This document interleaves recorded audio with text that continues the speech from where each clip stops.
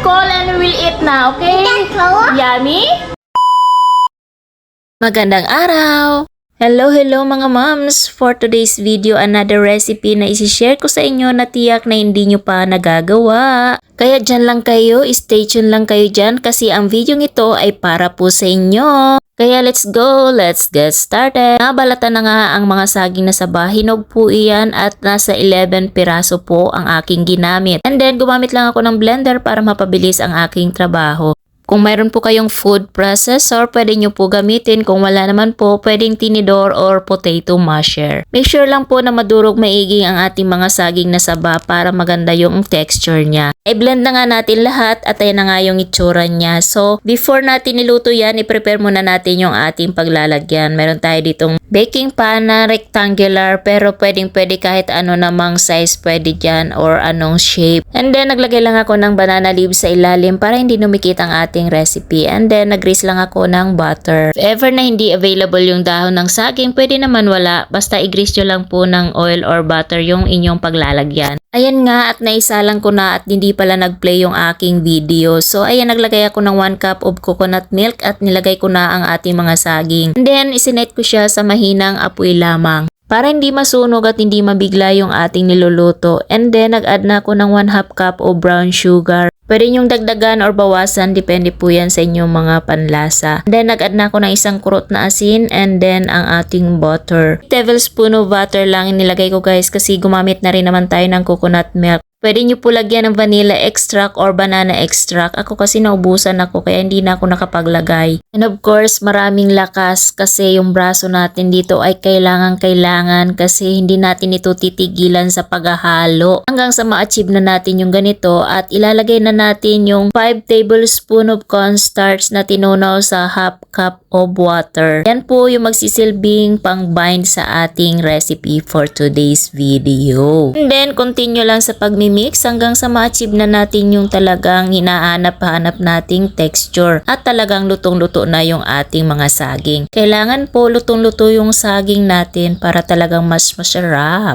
Bali nasa 45 minutes din po ang ginugol ko na time dyan sa pagluluto nito. Nasa mahinang apoy lamang po kasi ang ating kalan. Kaya pag nakita nyo na ganyan na siya at malapit na po yan sa katotohanan. Konting-konti na lang at pwede na natin yan isalin sa ating paglalagyan.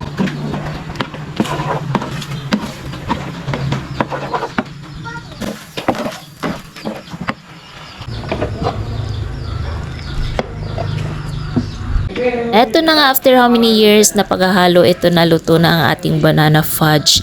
Yes, banana fudge ang ating recipe for today. And then papalamigin na natin kaunti at dito naman tayo sa ating pang toppings.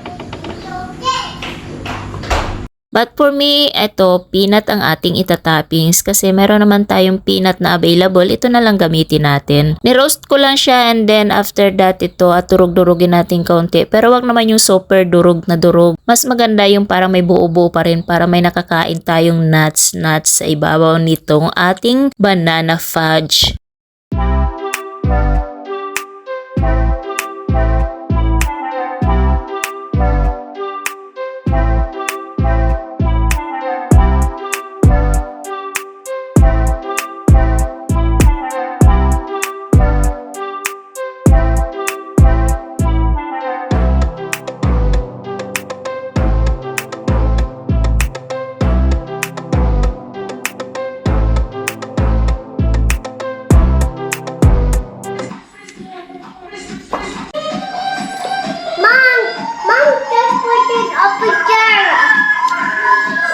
Mana natin.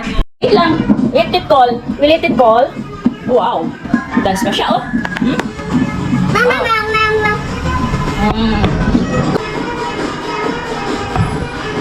Guys, titikim na natin at nalagay na natin sa... Hey, that's mine. Okay. Hey, that's mine. Diba? Excited si Sam.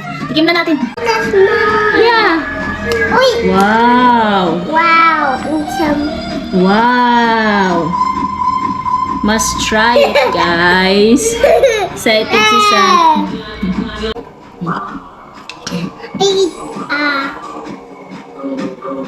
Wow, yummy? Tikman ko. Mmm. Mmm. Sarap. Pwedeng-pwede talaga pang snack. You like it? Sounds like it.